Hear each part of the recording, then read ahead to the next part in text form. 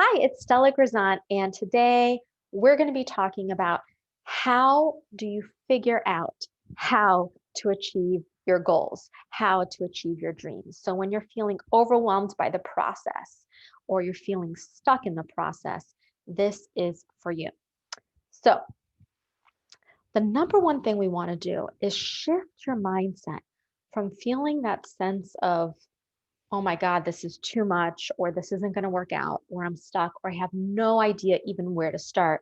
We want to shift it from that to a place of momentum, to a place of progress, to a place of hopefulness and even excitement, right? And so, how do we do that?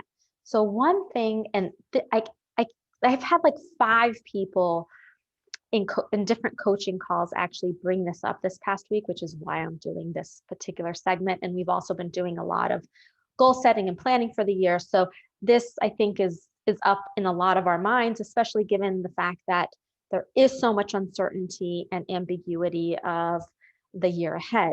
So if you are feeling kind of already overwhelmed and burnt out, and planning just feels even harder, here is what will help you shift to get into that place of momentum, to get into that place of hopefulness.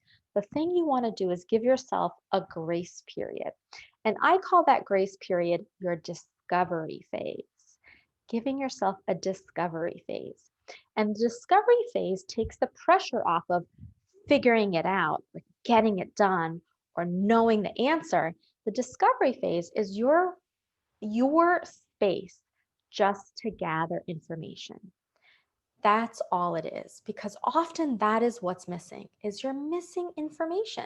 And so because you don't have all the information, it feels overwhelming and you're trying to calculate all these unknowns, which is impossible to really calculate.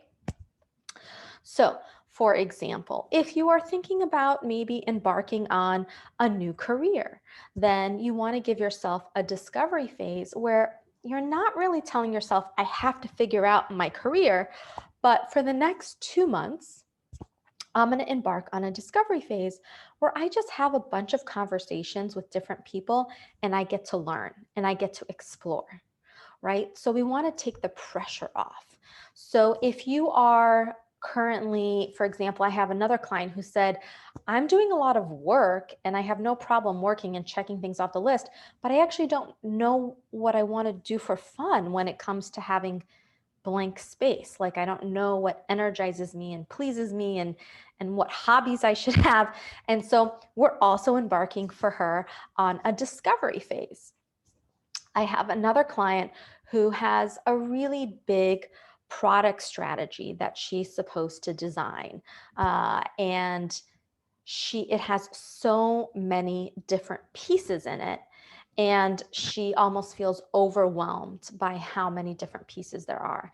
And so for her also, we're going to use this discovery phase as she's like, I don't know how to create the plan. And I'm like, well, that's because you haven't talked to all the different stakeholders yet. So give yourself the time to have those conversations. That's your discovery phase, right?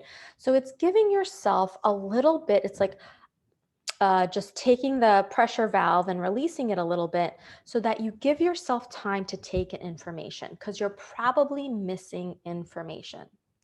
So how do you go about this discovery phase?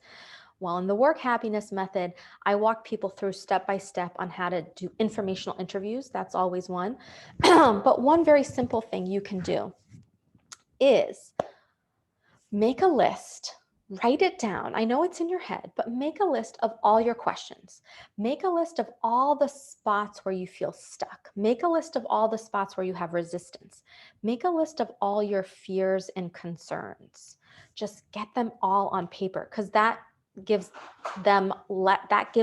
you more power over them versus them having power over you. Once you have down all those questions, those concerns, those what ifs, then I want you to make a list of people that you can talk to about those. So just make a list of all the people who've been in situations that you're currently embarking on, or who may know people who are in situations that you're dealing with, or who may have some insight into what it is that you're trying to figure out. And then give yourself a time period where you can just allow yourself to learn. And so maybe that's a month, 2 months, maybe it's a week, and go and start talking. Or go and start looking and Googling, right? And so once you start gathering that information, that's going to shift you from a place of stuckness to expansion. And that's what we want to do. That's how we kind of transition you from feeling that resistance and overwhelm to, ooh, like feeling a little bit of energy in this process. And it will reveal itself. So if you don't know what to do and how to solve this whole big thing, it's just about doing that next right thing. So I watched a lot of Disney over the winter break with my daughter, and Frozen 2 has this amazing song, which you should listen to. It's called The Next Right Thing. I think that's what it is.